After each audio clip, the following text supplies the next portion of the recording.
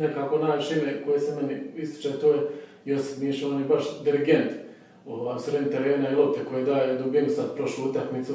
Stvarno je odličan i nikad neću uglavnom kažem, više puta kad se raspravljao oko izbornih reprezentacije Zlatka Delića, rekao sam uvijek činu pozitivno, ali nikad neće biti jasan, to recimo zašto Miš nikad nije dobio priliku reprezentacije, pogotovo sad kad nema više Brozovića. Baš ima sve odluke pravog zadnjeg veznoga i...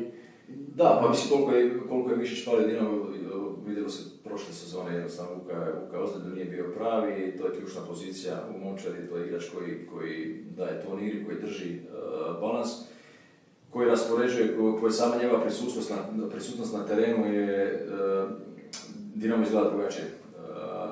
Ove godine igra ponovo na onoj razini kako je bio i prije. Sad zašto nije u reprezentaciji, to treba pitati izbornika, da li će svako ima svoju ideju, svoju viziju, tako da